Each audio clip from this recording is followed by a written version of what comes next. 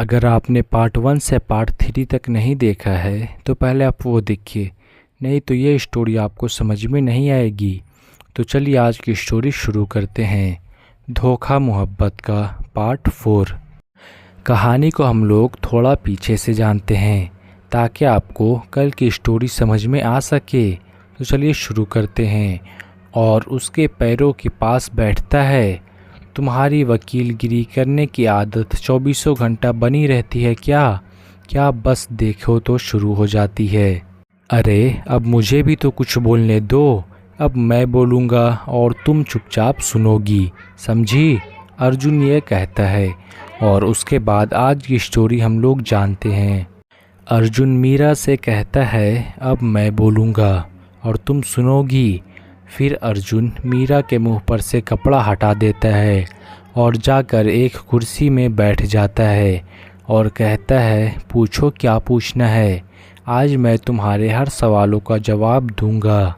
मीरा कहती है पहले मुझे तुम ये बताओ कि तुम हॉस्पिटल से क्यों भागे। पता है तुम्हारी इस हरकत से हमारा केस और भी कमज़ोर हो गया है। तुम अभी के अभी हॉस्पिटल वापस जाओ। वैसे भी तुम्हारी दिमागी हालात ख़राब है, पुलिस तुम्हें कुछ नहीं करेगी। फिर अर्जुन मीरा की बात पर हंसने लगता है और हंसते देखकर मीरा बोलती है तुम फिर हंसे? मैं क्या जोक कर रही हूँ जो तुम हंस रहे हो? मैं एक काम करती हूँ, बेजू को बुलाती हूँ, अब वही तुम्हें समझाएगा। बोलकर मीरा बेजू को फ़ोन करके कहती है बेजू तुम जितनी जल्दी हो सके मेरे घर आओ। फिर अर्जुन कहता है कितनी देर में आ रहा है वो? उससे कहो जल्दी आने के लिए। वैसे भी मुझे उसे लेकर अपने घर जाना है। पता नहीं इतने दिनों में मेरे घर का क्या हाल हुआ होगा। फिर मीरा पूछती है तुम अपने घर क्यों जाना चाहते हो? अब क्या रह गया है वहाँ पर? और तुम्हें क्या लगता है कि अब तक पुलिस वहाँ नहीं गई होगी? अर्जुन कहता है पुलिस वहाँ गई है कि नहीं गई है मुझे नहीं मालूम, मुझे बस उस घर में जाना है क्योंकि उस घर में मेरी यादें बसी हुई है। वो घर मेरे लिए सिर्फ घर ही नहीं बल्कि मेरे सपनों का घर है। उस घर में मैंने रायना के साथ हज़ारों सपने देखे थे। मीरा कहती है तुम रायना को भूल क्यों नहीं जाते हो? क्यों उसकी यादों को अपने दिलों में बसाए हुए हो? आज 10 साल हो गए हैं उसे मरे हुए। फिर बीच में ही अर्जुन कहता है नहीं, वो मरी नहीं है बल्कि वो ज़िंदा है। कहाँ है? मुझे इसी बात का पता लगाना है। फिर मीरा कहती है तुम फिर बकवास करने लगे। एक मरा हुआ इंसान कैसे ज़िंदा हो सकता है? तो अर्जुन कहता है हो सकता है, एक मरे हुए इंसान को ज़िंदा नहीं कर सकता, लेकिन जो ज़िंदा है उसे कैसे मान लूँ कि वो मरी हुई है। तभी दरवाजे की बेल बजती है। मीरा जाकर दरवाज़ा खोलती है और सामने में बेजू खड़ा रहता है। मीरा को देखकर बेजू कहता है तुमने मुझे अचानक से क्यों बुलाया है? तो मीरा बोलती है पहले तुम अंदर आओ, उसके बाद बताती हूँ। बेजू घर के अंदर आता है तो सामने अर्जुन को देखकर हैरान हो जाता है और कहता है अर्जुन तुम यहाँ? तो पीछे से मीरा कहती है ये हॉस्पिटल से भागकर यहाँ आया है और सिर्फ बहकी बहकी बातें ही कर रहा है। अभी भी ये एक ही बात बोले जा रहा है कि रायना ज़िंदा है, अब तुम ही इससे बात करो। फिर बेजू कहता है अर्जुन तुम ये सब क्यों कर रहे हो? क्या तुम हमारे लिए और परेशानी बढ़ा रहे हो? तो अर्जुन कहता है बेजू मुझे अपना घर जाना है। तो बेजू कहता है लेकिन अर्जुन वहाँ जाना तुम्हारे लिए ख़तरे से खाली नहीं है। भूल जाओ उस शहर को, उस घर को, समझे? कभी वो था अब नहीं है। अर्जुन कहता है नहीं, मुझे वहाँ जाना है। मुझे मेरे सवालों का जवाब चाहिए। जो मुझे वहीं जाकर मिलेगा। तो बेजू कहता है, कैसा सवाल और कैसा जवाब, और किससे सवाल जवाब तुमको करना है? अर्जुन बोला, रायना से। मुझे रायना से जवाब चाहिए कि उसने मेरे साथ ऐसा क्यों किया। अर्जुन की बात से मीरा और बेजू परेशान होकर पूछते हैं, तुम क्यों एक ही बात बार बार बोले जा रहे हो कि रायना जिंदा है? फिर बेजू कहता है, देखो अर्जुन, रायना मर चुकी है और उसका खून तुमने किया है।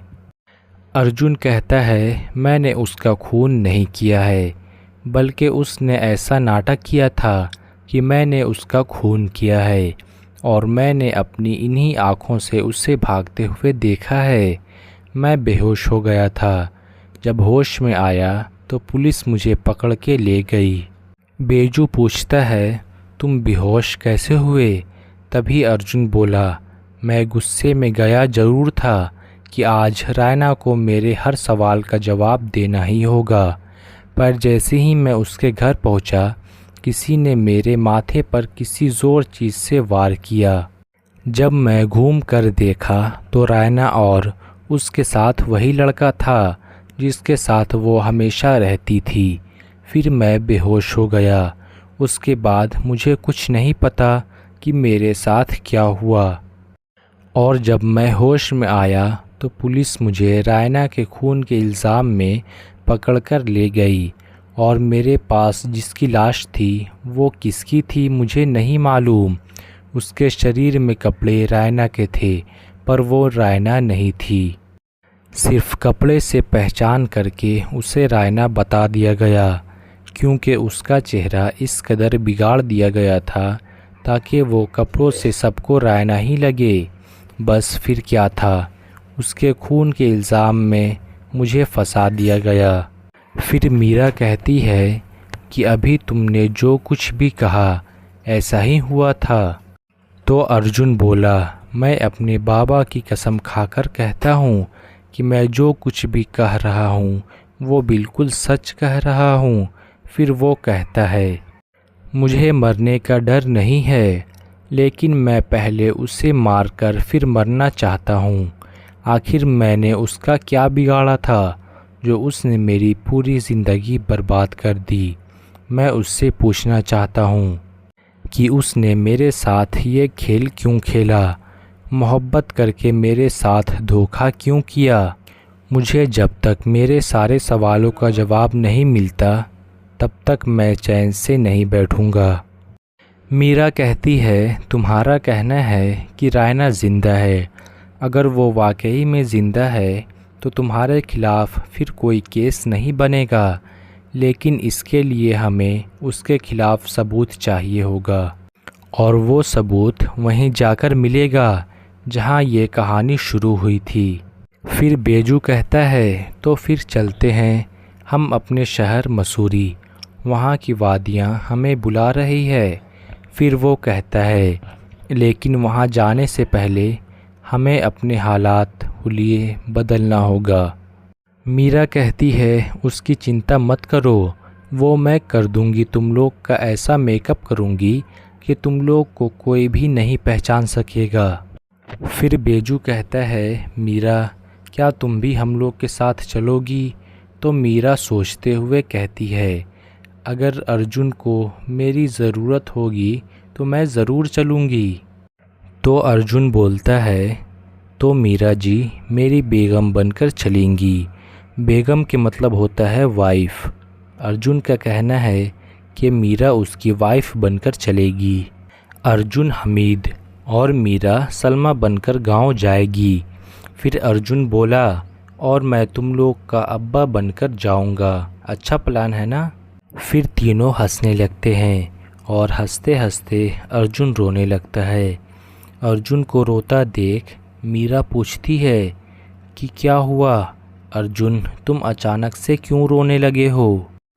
अर्जुन बोला, कुछ नहीं, बस मसूरी का नाम लेते ही मुझे अपने बाबा की याद आ गई।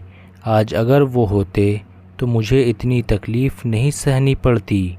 मीरा कहती है, तुम्हारे बाबा को क्या हुआ था? तो बेजू बोला, इसका जवाब तुम्हें मसूरी ही में मिलेगा। अब हमें मसूरी जाने की तैयारी करनी चाहिए। अब ये लोग मसूरी कब जाएंगे यह आपको कल के पार्ट में पता चलेगा। इसका अगला पार्ट कल आएगा और इसका अगला पार्ट देखने के लिए आप हमारे चैनल को सब्सक्राइब कर लीजिए ताकि इसका अगला पार्ट सबसे पहले आपके पास पहुँचे।